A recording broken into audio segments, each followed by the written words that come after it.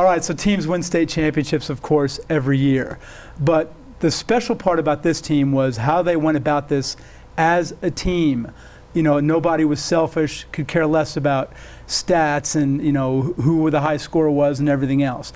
How do you apply that to your personal and professional life? Let's start first with Doug, winning the state championship in '76. Anything that you guys did that year that you found yourself carrying over to you in your personal and professional life?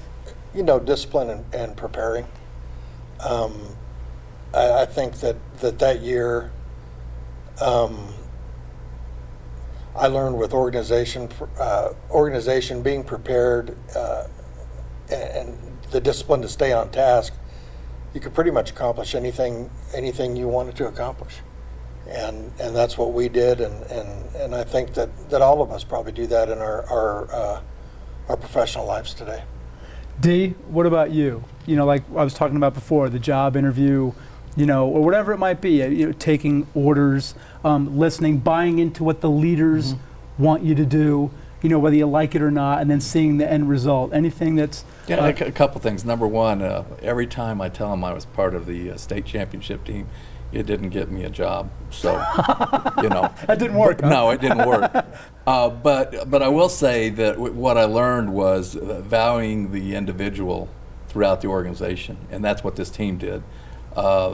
Everyone respected one another, and it is a great lesson in life that everyone could contribute and everyone appreciated everyone's contribution. And so you look at the way business is moving right now, which is a much more of a team approach than what it used to be, a top-down organization. That's the lesson here is we have the skills to put teams together because we were part of a great one. Jim Bowden, starting forward on your '76 team, I asked him that exact same question. He had a really interesting take. Here's what Jim Bowden had to say about how he was able to apply the '76 championship team into his personal life and professional life. Most importantly was that we finally got to be rewarded for hard work. And we worked, every guy on that team just worked hard, and we did the things the right way. We played team basketball. We did everything the right way, and we did get rewarded for it. Not all the time in life. You can do all those things and still not get rewarded.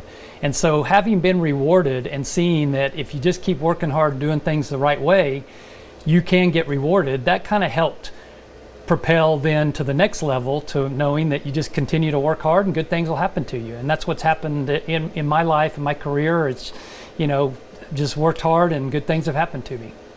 All right, so that's Jim Bowden. Coach Pippen, you heard what Bowden just had to say. What about you? As you're still a current coach, you know, a state championship coach. How are you able to apply, you know, things from '76 to what you do today? Well, you know, I was Coach Leslie's assistant for a long time, about 25 years. And then when he retired, I was fortunate enough to get the job. And I think back to the '76 group, and I had them when they were younger. And this group of kids, they were talented, but they were eminently coachable. And they got along well with each other, and they had mutual respect for each other. Now, they didn't necessarily hang around with each other all the time. You know, they were there as a team, and then they would go their own separate ways. But they all had one common goal. They wanted to play as well as they could play. They hated to lose. They were extremely competitive. And they were so easy to coach. They had great attitudes.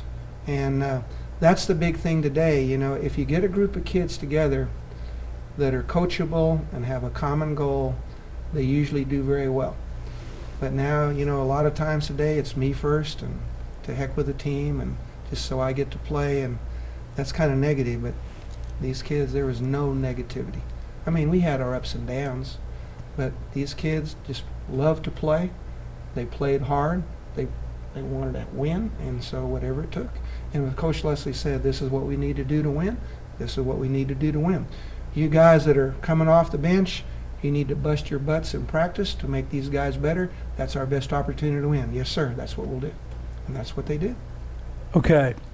When we come back, we're going to talk about the state semifinals and then the finals, but really the state semifinals could have been the state championship game. We'll tell you what happened in that game and, of course, reaction from members of the 1976 Eastwood High School State Boys Championship team.